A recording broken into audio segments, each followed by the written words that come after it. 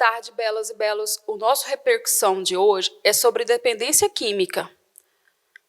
Considerada um transtorno mental, além de um problema social, pela Organização Mundial da Saúde, a motivação pelo uso da droga, pelo experimentar, engloba muitos fatores, desde o fato de simplesmente a curiosidade, até mesmo a busca do prazer e pelo alívio de sintomas. Só que muitos desconhecem o poder que essas drogas têm em causar dependência. Muitos desacreditam e experimentam achando que pode, né, sair dessa de maneira sem ter nenhum problema. Então, para isso, estamos recebendo o Dr. Sandro Rogério Caco da Silva e o ex-dependente Rafael Gomes de Castro, que teve essa experiência com as drogas. Vamos ao nosso bate-papo? Estamos recebendo aqui o Dr. Sandro Caco, né, que é psiquiatra, especialista em dependência química e nutrologia. Boa tarde, Dr. Caco. Boa tarde, um prazer estar aqui com vocês, para a gente falar um pouquinho sobre dependência química. Doutor, como se explica o processo da dependência da droga? Então, a dependência envolve muitos fatores hoje, principalmente fatores familiares, econômicos, o sofrimento da pessoa também, né? Então, a dependência, ela vem decorrente desses sofrimentos. Então, a pessoa quer uma fuga, né, da realidade e, às vezes, começa a introduzir a bebida alcoólica, a drogadição também. Então, isso começa a afetar muito a pessoa. E as drogas, em geral, e a bebida alcoólica, faz como os hormônios da felicidade aumentem muito. Então, por isso que é uma sensação boa. Então, a pessoa, quanto mais usa droga, mais usa bebida alcoólica, mais vontade ela tem que usar. Por quê? Porque a sensação vai ser uma sensação boa. Os hormônios vão aumentar. Então, a felicidade vai aumentar. Então, infelizmente, é uma cadeia que não se rompe, né? Então, esse é o principal motivo. Doutor, e aquelas pessoas que às vezes assim, elas conseguem, por exemplo, consumir, vamos falar do álcool, né? Esporadicamente, às vezes ela fuma também, ela faz algum uso de algum tipo de droga, outros tipos de droga, só que elas conseguem, às vezes, fazer o uso esporadicamente. Isso é devido à droga que ela experimentou ou é devido ao organismo dela? Então, isso é uma coisa muito legal, porque acontece o seguinte, tem pessoas que a gente chama os bebedores sociais, né? São aquelas pessoas que bebem só final de semana e usam drogas também muito cheias. Fala, não, doutor, eu não quero parar totalmente, mas eu só uso final de semana, eu consigo me controlar. Só que o que acontece? Com o passar do tempo, essa quantidade de bebida alcoólica e essa de droga vai ficar pouca, insuficiente pelo que ele necessita, aquela sensação de bem-estar. Então, cada vez ele vai usar uma quantidade maior. E, infelizmente, vai chegar uma hora que essa quantidade, que era só final de semana, vai passar a ser diária. Então, esse que é o problema maior. Quando ele tiver algum trauma, alguma coisa, ele vai querer usar mais drogas. E alguns até se lastimam, né? Fala de jeito, a droga ficou fraca. Às vezes elas sentem até que essa droga ficou fraca para elas, é igual o senhor estava explicando, né? Isso, mas esse negócio dessa sensação dele achar que está fraca, isso é pelo organismo dele? Como que se explica também esse fato, né? De às vezes a pessoa ter essa sensação? Então, na verdade é isso. Você vai começando a usar uma quantidade de droga e essa quantidade de droga já te deixa feliz, eufórico, feliz, animado, disposto a fazer as coisas. Só que com o tempo, a mesma quantidade que você usava já não é suficiente mais. Então você vai ter que aumentar a dose. Por isso que eles falam que a droga está fraca. Não é que a droga ficou fraca. A quantidade dela já não é suficiente para te dar o prazer que dava anteriormente. Ou seja, na verdade, ele já está tendo uma dependência, doutor? Uma dependência. Essa dependência, assim, isso não é de organismo, então? Não. Porque tem gente que às vezes acredita que o organismo, assim, eu consigo, isso não é. Não existe esse negócio diferencial de organismo. Não, na verdade, alguns falam que é mais resistente a droga e a bebida alcoólica, né? O que acontece? Não tem isso. Com o tempo, a quantidade vai ter que aumentar. Entendeu? Independente da droga, tem lugares que eles falam que a droga é mais forte, mais fraca, mas a quantidade sempre é insuficiente. Então sempre é um a mais. É um a mais, vai aumentando, e vai chegar um ponto que não vai ter limite. E como é que a maconha, fala um pouco da maconha, né? como é que ela age na memória?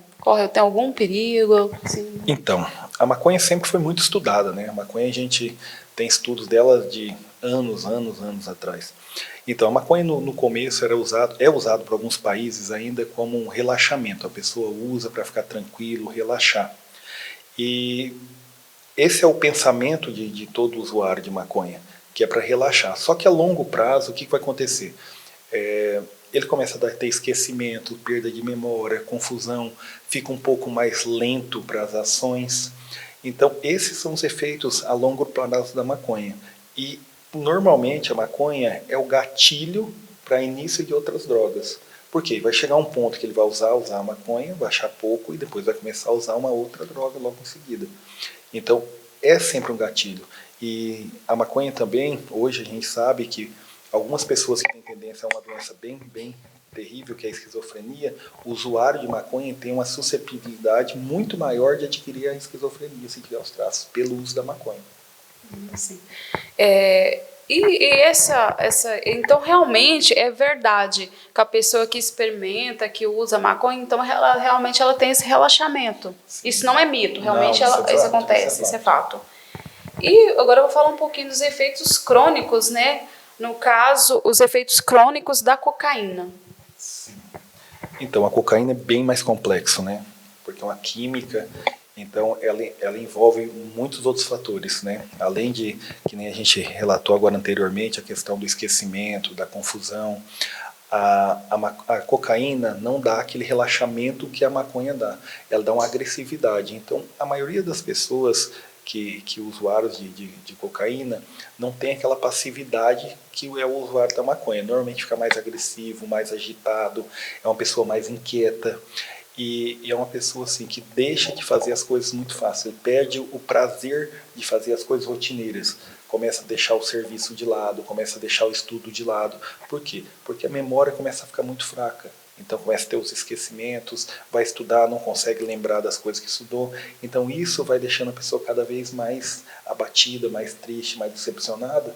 E ele vai se afastando um pouco das coisas que eram prazerosas para ela. E vai cada vez mais usando a cocaína, cada vez mais usando a cocaína.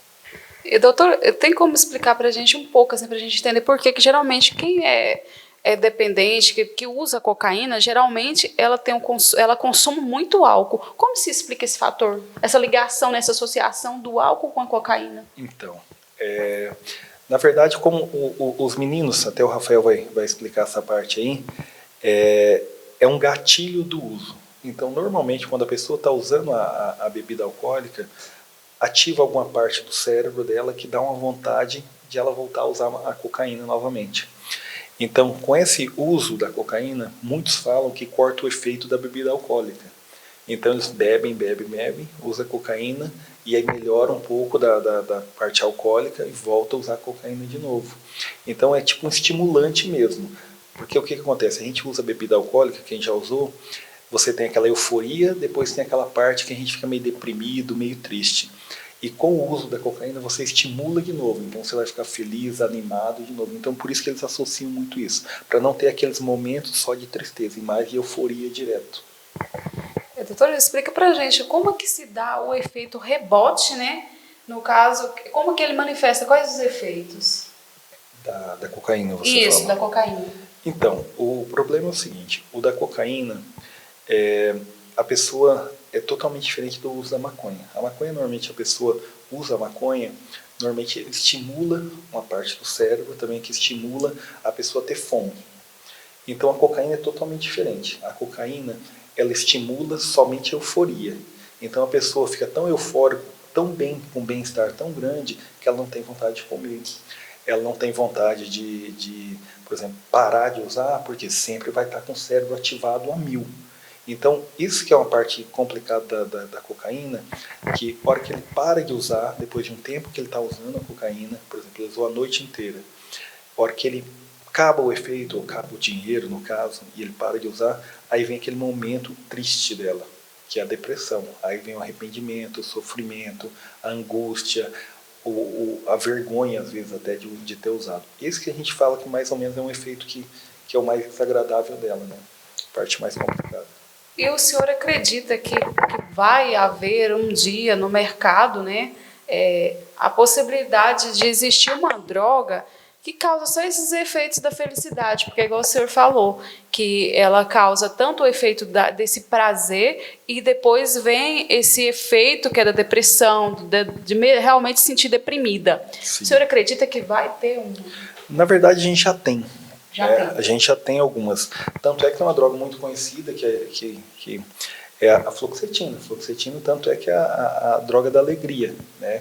Porque quem usa fluoxetina, não só fluoxetina, todos os remédios são usados, a maioria para as depressões, eles dão essa sensação de bem-estar. Então, por isso que a fluoxetina foi conhecida durante muitos anos como a droga da alegria, porque da felicidade, porque você usava, você estava triste, deprimido, angustiado, aí começa a alegria, a felicidade, o bem-estar, aquele desânimo que você tinha de vida, você começa a ter aquele ânimo, aquele prazer de viver novamente, né? Então já existem essas drogas, só que são medicações hoje que a gente usa com cautela, que a gente tem que saber dosagem, por causa que a gente tem que levar muito em conta o peso, a altura, a idade, tudo, para saber os efeitos colaterais também dessas medicações. Só que essas medicações são legais, né? Então que a gente pode usar sem medo do que as outras drogas, né? Então tem essas medicações hoje, com certeza a gente tem. Uma droga como essa, né? Que às vezes as pessoas usam de forma indiscriminada e que não há orientação médica. Então pode levar sim uma dependência também, né? No caso, é uma coisa séria, então, porque é um medicamento, né? Sim, com certeza. Que às vezes a pessoa usa. Com certeza. Eu já ouvi pessoas falarem que se usa para se relaxar, para dormirem. Exato, e eles associam. A gente tem que a população conhece muito, que é os tarjas pretas, que eles falam, né? A gente vai falar de um jeito bem popular para todo mundo entender. Os tarjas pretas são os diazepams, os clonazepams da vida, aqueles bromazepams, alprazolam. Então, essas são drogas que são tarja preta, por quê? Porque tem um risco muito maior de dependência a eles também. Por quê? Porque a hora que você usa essa medicação, além de te relaxar, de fazer dormir bem, eles te dão uma sensação de bem-estar. Só que o que acontece? É a mesma coisa do uso contínuo de drogas, da cocaína, da maconha. Você usa um comprimido, você está ótimo, mas vai acontecer o quê? Vai começar a ter que usar 2, 3 e não vai fazer o efeito. E quando você fica 2, 3 dias, dá a mesma abstinência das drogas, dá tremores, dá calafrios, dá taquicardia, dá dormências. Então, o vício é o mesmo, só que é uma droga legal que causa muito dano. Então, hoje a maioria dos médicos evitam já usar um pouco essas medicações, por quê? Porque sabe que vai gerar uma dependência no futuro desse paciente. Doutor, e quanto tempo uma pessoa leva para desintoxicar da droga, no caso? O organismo leva para ser desintoxicado da droga? Então, essa também é uma controvérsia muito grande, porque hoje o Detran faz exames com os caminhoneiros, com várias pessoas que dirigem, né? Então agora é obrigatório o exame toxicológico. Esse exame, normalmente 4 meses dá positivo ainda, né? Então por isso que a gente fala no tratamento para dependência química que a gente precisa pelo menos 6 meses para dar uma limpada geral no organismo do dependente. Porque até 4 meses dá positivo os exames antidopings, né? Então o que a gente precisa? Pelo menos 6 meses para a desintoxicação bem feita com o paciente, mais ou menos de 4 a 6 meses. Doutor, o senhor faz, né, o tratamento de pessoas, por exemplo, que têm dependência química. Nos fala um pouco como é feito esse tratamento. Então, o tratamento de dependência química é feito à base usa um programa que foi feito há muitos anos, que é muito bom, que é o Narcóticos Anônimos, né? Então é muito embasado no Narcóticos Anônimos, que é o tratamento dia a dia, né? É uma vitória hoje, uma vitória amanhã, uma vitória depois da manhã. Por isso que no Narcóticos Anônimos dão os chaveirinhos, que é um dia limpo, uma semana limpa, um mês limpo, né? O limpo é que você está livre da droga. Então, o tratamento hoje em clínica são basados na Narcóticos Anônimos, né? Então, esse é o tratamento, fazer a desintoxicação do paciente. Durante a internação, o paciente passar por psicólogos, por terapeutas, para entender que a dependência química é uma doença, na verdade, e não como muita gente fala, não, é desvio de caráter, outras coisas mais, que são palavras bem feias, mas assim, a gente orientar os meninos a saírem da clínica, saberem que é uma doença, ele precisa ser tratado, não existe o ex-dependente, ele vai ser dependente o resto da vida, só que ele vai ter que viver um dia após o outro para não recair novamente, para ficar limpo ao longo da vida.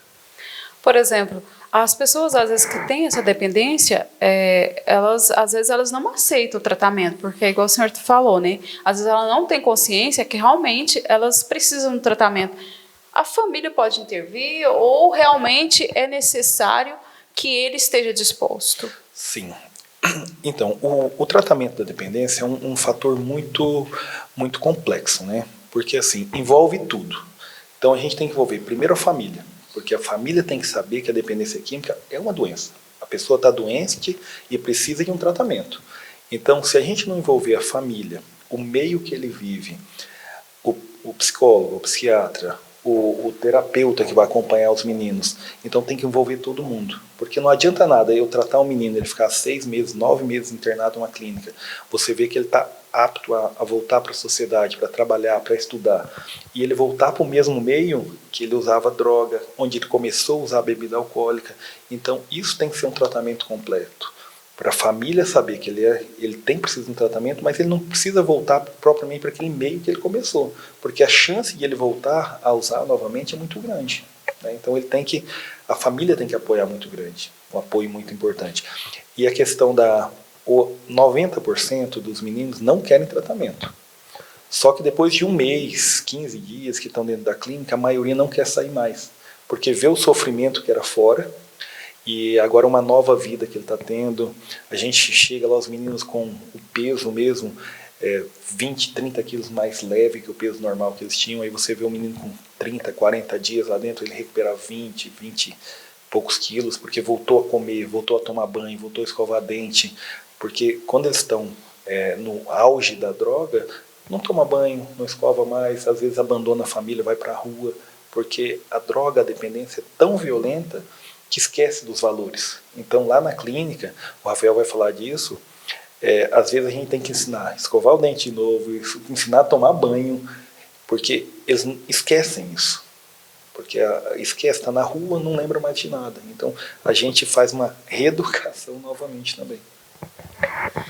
Então, Rafael, eu gostaria... Boa tarde, tudo bem, Boa Rafael? tarde. Eu gostaria de começar fazendo a pergunta, né? O que você acredita que levou a você se tornar um dependente? Vamos começar assim. No meu caso, minha curiosidade e com influência de amigos. Que foi o que fez você... Me levou a usar. E por quantos anos você usou? Por 19 anos. Você pode nos contar um pouquinho como foi a sua história? Não é diferente de vários que eu conheço. Comecei na porta da escola. Comecei na pracinha, na rua de casa. Como se diz, no videogame. Ia para o videogame, jogar videogame, vários amigos de infância. Foi assim. E hoje você acredita que você está lutando para sair ou você acredita que você já conseguiu realmente? Eu digo que nem o doutor Sandro falou, é uma luta diária, dia após dia. Entendo. No caso, essa dependência, no caso, igual você mesmo está relatando, que essa é a busca que faz você ter essa força de estar buscando dia após dia. Você acredita que essa força foi devido ao quê? Que te levou você a ter essa força de buscar a querer sair? O que te realmente assim faz jeito? Não, foi devido a isso. O que marcou nesse caso? Foram vários fatos. Perda de valores, de qualidade de vida, dos meus parentes, no caso da minha família, eu cheguei a ter uma família, serviço. Foi aquela coisa assim que eu pensei comigo, eu não nasci para morrer desse jeito. Foi umas escolhas erradas que eu fiz E as consequências veio bem maiores do que eu imaginava. O prazer era bom? Era. Mas só que as consequências depois eram piores. Um custo muito alto, né, que se paga, né? Muito alto. E você acredita, por exemplo, a pessoa, que tem muitas pessoas assim, que acreditam que também essa força veio devido a ela ter pedido para Deus também dar essa força, e você falou encontrar pessoas, mas o que você acredita que o que mais são as duas coisas? São encontrar pessoas que vai te ajudar e também o lado espiritual, você acredita também que... No meu ponto de vista, o que está funcionando para mim hoje foi Deus, as pessoas que ainda me dão um voto de confiança e a minha boa vontade, o meu desejo real de parar de usar droga. Sim. E, Rafael, você poderia me dizer assim, pela sua experiência que você teve, você acredita que a droga, ela realmente faz você sentir uma pessoa egoísta, uma pessoa que às vezes você vai perdendo também a sua autoestima, e às vezes quando a pessoa vê, ela já está morando na rua. Você acredita que realmente a pessoa tem esse, porque as pessoas entendem que é o lado egoísta, que a pessoa é egoísta, mas esse egoísmo é porque realmente você é uma pessoa egoísta ou é devido àquele lado assim que você fala, gente, eu não tenho força e na verdade não é você acredita que é o egoísmo mesmo ou não? Não, não é que eu sou uma pessoa egoísta, é que no decorrer do uso da droga, eu me torno uma pessoa egoísta. Porque vem várias pessoas querendo ajudar, só que muitas delas não entendem que é uma doença. Entende que é uma falta de caráter, uma falta de vergonha na cara. Então, nesse momento que elas vêm e eu estou no uso ativo, eu não consigo enxergar a certo ponto que elas têm razão de dizer assim, você precisa de ajuda. Porque quando eu estou no uso, para mim é só querer usar e usar e usar. Então, não aceito a ajuda de uma pessoa que chega e me fala, você não está fazendo certo, olha o que está acontecendo com sua vida. Eu fico assim, não, você não tem nada a ver com a minha vida, deixa eu, estou me sentindo bem. Nesse ponto, aí eu vou me tornando egoísta.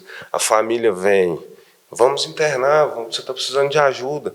Nesse ponto chega, não, já que está todo mundo pegando do meu pé, eu vou para a rua. Porque lá não tem ninguém para pegar no meu pé, lá eu posso fazer do jeito que eu quero. Assim vai por diante, até chegar nessa, como se diz, a gente fala, na degradação, no desleixo. Doutor Sandro, ele falou aqui uma coisa muito relevante, né? Que ele falou bem assim, quando começa a pegar no meu pé, os familiares começam a pegar no meu pé, eu quero uma fuga. Nesse caso, doutor, como a família, nesse caso, por exemplo, o pai, às vezes, ele vê o filho lá com a cocaína.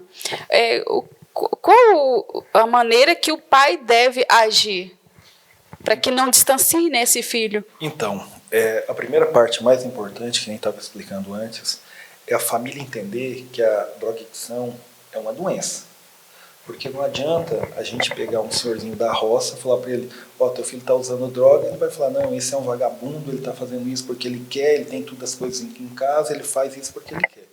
Mas a família, enquanto ela não entender que o uso de bebida alcoólica e de drogas é uma doença, que ele precisa ser tratado, a família tem que ser tratada junto, porque o sofrimento da família às vezes é muito maior que o sofrimento do dependente, porque a mãezinha, imagina, sabe que o filho vai sair de casa e não sabe se vai voltar. Então o sofrimento dessa família é muito grande. Fica a mãe, amanhece o dia procurando o filho na rua para saber onde ele está, tudo. Então, o ponto que a família aprende que essa dependência é uma doença é a hora que começa os tratamentos. É a hora que começa a ajudar o filho, a hora que começa a ajudar um sobrinho, um neto. Por quê? Porque ela vai entender que ela tem que abordar essa pessoa de uma forma diferente, que ela tem que ser tratada sem ser taxado como um marginal. Doutora, como o senhor se explica, por exemplo, o fato da pessoa que consome cocaína, por exemplo, ela sabe que ela vai entrar numa paranoia, né? E os efeitos são só efeitos ruins. No caso, não leva nenhum prazer, no caso. por que a pessoa, mesmo assim, ela ainda vai usar a cocaína? Que, na verdade, causa muito alucinações, né? Sim. Então, é que nem o Rafael falou, na hora que você está na adicção, você está usando a droga, você não vê isso.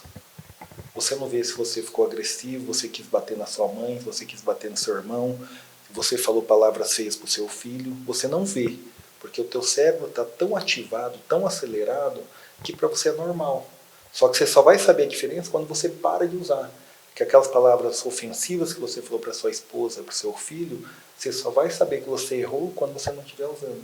Porque a droga deixa teu cérebro adormecido nessas coisas. E é verdade realmente que a maconha ela é mais fácil de ser largada do que ela causa menos dependência ou não? Não. Então, a gente tem usuários de maconha que já foi internado na clínica com 30 anos de maconha. E ele conseguiu parar com outras drogas, a cocaína, o crack, só que não consegue parar a maconha. Então, isso vai muito de um organismo para outro organismo. Entendeu? Então, tem pessoa que consegue. O mais difícil de todos é o crack. Não adianta falar que é outra coisa, que é outra droga, cocaína. O crack é o mais difícil. O estalo do crack, como Rafael, como que é o estralinho da queimada da pedra? Que tem o barulhinho da pedra que eles falam que queimam. Então, a hora que a pessoa vê a faísca, estimula o cérebro na hora. E a droga mais difícil mesmo que tem para a pessoa sair, para mim, é o crack. Muito mais complicado. Muito mais. Eu já ouvi falar assim, de pessoas, às vezes, que elas fumam, né, cigarro com nicotina, às vezes, e consomem também outro tipo de droga, igual eu estava falando, a maconha e o crack. Elas relatam que elas conseguiram pararem um tempo de usar esse outro tipo de droga, só que o cigarro elas não conseguiram. O senhor acredita realmente que a dependência do cigarro com nicotina é mais difícil? Então, ou isso é um mito, né? Já teve muitas brigas de congresso e tudo com essa questão do cigarro. Mas a gente vê que muitas pessoas que usam cigarro, até o vício daquele de você levantar, você vê a pessoa que parou de fumar, volta e meia, ela levanta a mão e é um ato que ela faz, que fica tipo um toque, né? Então ela faz aquele movimento. Mas a questão da nicotina é muito séria, é muito difícil. A gente percebe, principalmente nos meninos que estão internados, que a maioria não consegue parar o cigarro. Por quê? Porque eles falam que pelo menos o cigarro deixa eles mais tranquilos, mais calmos, porque a nicotina faz isso, né? Dá um relaxamento também. Então, do que ter uma abstenção de tudo, parar com todas as drogas. Então, normalmente, o ex-adicto continua fumando. Eles não conseguem parar o cigarro. Mas também isso pode ser também devido assim, às vezes a pessoa que, por exemplo, o cigarro de nicotina é uma droga legal. Sim. Então, assim, é mais fácil para a sociedade aceitar eu ali o tempo todinho, né, igual o senhor falou, fumando, do que aceitar eu usando um outro tipo de droga. Seria também devido a isso, será? Sim, e tem um outro ditado que eles chamam redução de danos. O que é redução de danos? Então, ó, eu usava esse tipo de droga, não, agora eu vou usar uma droga mais leve, qual que é? O cigarro. Entendeu? É uma redução de danos, porque é muito difícil eles conseguirem parar de tudo. Sabe? É uma luta, que a gente falou, uma luta diária, que a gente hoje nas clínicas tem em torno de uns 50%, 60% só de êxito nos tratamentos. É um pouco algumas clínicas falam, não, na minha clínica 80% de ex-dependente que para. Mas hoje o normal é em torno de 40%, 60%. Uma clínica muito boa que a gente não tem recaídas. Tá? Infelizmente esses valores parecem valores pequenos, mas se a gente botar num montante grande, 1.000 pessoas, a gente conseguir reverter que 400, 500 parem de usar, é uma proporção muito grande, né? Sim. Então, essa redução de danos, que seriam parar de usar o crack, parar de usar a cocaína, parar de usar a maconha e ficar no cigarro, teoricamente, seria um pouco mais leve, teoricamente. Entendi. Doutor, vamos falar um pouco sobre as propagandas, né, que são feitas, as campanhas, né, que são feitas, na verdade, de combate às drogas. Por exemplo, lá fala assim, querem passar que a droga ela faz muito mal, que ela mata, ou seja, passar aquele lado assim do terrorismo da droga. Só que a pessoa vai lá, experimenta a primeira vez, vê que causou uma sensação boa, de prazer, e ele vê que ele está bem. No caso, essas campanhas, o senhor acredita que elas são um pouco ingênuas? Sim, eu acho que assim, as campanhas são colocadas na mídia. Hoje a gente quase não vê campanha contra, por exemplo, a gente vê muito do cigarro, né, que agora na caixinha tem as cenas bem fortes, que teve uma redução muito importante no uso de cigarro. Vamos começar das drogas lícitas, né? E a bebida alcoólica também, a propaganda está bem pesada em cima para a redução da bebida alcoólica. Mas infelizmente, se a gente for olhar mesmo, as propagandas contra drogas mesmo, contra o crack, a maconha, a cocaína, a gente não tem no Brasil.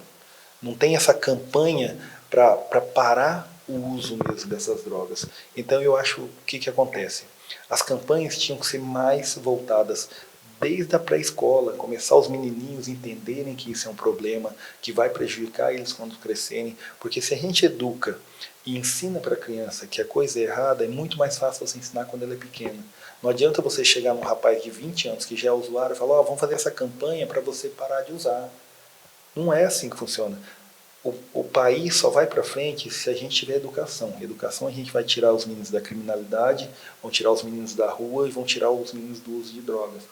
Então, quanto mais cedo a gente educar e ensinar essa criança que a bebida alcoólica, a droga, o cigarro faz mal, mais a gente vai ter um cidadão consciente, orientado, que não deve usar.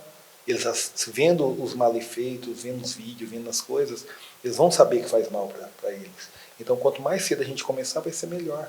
Só que a gente, infelizmente, no Brasil não tem essas campanhas. Igual o senhor falou, infelizmente não tem essas campanhas que realmente conscientizam, né, as pessoas. É feito de forma muito assim, vamos falar, de forma não esclarecida, né? Então, e a gente vê que é uma coisa que cada esquina, cada bairro, cada rua, sempre há uma pessoa sofrendo, né, com a dependência. Então, doutor, eu gostaria muito, né, de agradecer a presença do senhor, a presença também do Rafael, que foi bem legal, né, para esclarecer realmente o que não é só o lado bom, o lado do prazer, mas o lado também do sofrimento e a força que tem que estar buscando cada dia, né, para melhorar, para voltar a ser um ser humano melhor, né, que é o que nos faz realmente evoluir, né, a busca, né, pelo melhor. Eu gostaria muito também de deixar um convite para vocês, né, num próximo Repercussão, para a gente falar um pouco sobre o impacto, né, que a família sofre com isso, né, com a dependência. Doutor Sandro, o Rafael também. E eu gostaria de agradecer a todos vocês, né, e se quiserem falar um pouquinho da clínica, doutor. Não, então, assim, uma parte importante, só para finalizar essa parte nossa, a gente queria que as pessoas pensassem uma coisa. Infelizmente, o vício, em geral, as drogas, bebidas, não escolhe crianças, adultos, idosos, branco, preto, rico, pobre, porque lá na clínica a gente tem gente muito rica e gente muito humilde também. A gente tem senhores de 70 anos, como a gente tem rapazes de quase adolescência lá. Então, infelizmente, o vício está pegando todas as faixas etárias, todas as cores, todas as etnias, e então a gente espera que cada vez mais a população se conscientize de poder ajudar essas pessoas, e esses programas, principalmente esse teu que está fazendo agora, para as pessoas entenderem o que é esse sofrimento dos meninos, entenderem o que é o adicto, que ele não é vagabundo, que ele não é safado, que ele não é ladrão, porque o adicto é o humilde, é o final da cascata. Ele não é o traficante, ele não é o cara que anda com uma Mercedes, que anda com uma Ferrari. O adicto é aquele coitado que, infelizmente, caiu na droga e chegou no fundo do poço. Então, esse não é o ladrão. O que tem que cuidar é os lá de cima, os que começam a cadeia do tráfico e vai descendo para baixo. O usuário é o final da carreira, da corrente. Então, o usuário ele precisa de ajuda, ele precisa de apoio do governo, da população, da família, para eles terem tratamento. Isso eu acho que é o mais importante. Sim. E fica a dica, né, gente? Ano de eleição, vamos olhar para quem tem compromisso, né, realmente, de estar olhando para os problemas sociais, né? Rafael, eu gostaria que você desse um conselho para quem está vivendo esse sofrimento. O que a pessoa, qual conselho você daria, no caso? Olha, não é nem assim eu dar um conselho. É mais eu falar que tem solução. Essa doença ela não tem cura, mas tem uma solução. Um pedido de ajuda, acreditar em Deus, acreditar que você é capaz, você não nasceu com isso. Embora essa doença evoluiu no longo do uso de drogas, mas é capaz, tem uma solução. Que nem hoje, na minha nova maneira de viver, Narcóticos Anônimos, os 12 Passos, me ajudam bastante no meu dia a dia, junto com o meu poder superior, que é Deus. Então, fica essa dica. Peçam ajuda. No meu caso, eu pedi ajuda. Cheguei numa fase da minha vida que eu vi que não valia a pena. Foi 19 anos usando drogas. O que as drogas me trouxeram? Alguns momentos de prazer. Mas o que as drogas me tiraram de mim? Fez eu perder. Que nem ela disse, se tiver mais oportunidades, estarei sim aqui falando dos momentos bons, mas infelizmente os piores é os momentos ruins depois da droga, depois do uso da droga.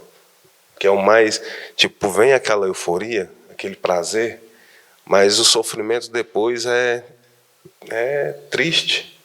Então hoje eu olho para a vida que eu levava antes, eu peço a Deus, falo, não me deixe voltar, e eu não quero. Hoje eu tenho comigo, não há nada nem ninguém, e eu mesmo que vai fazer eu voltar a usar droga. Então, só por hoje fica essa dica aí. Peçam ajuda. Parabéns. E Obrigado. até a próxima repercussão.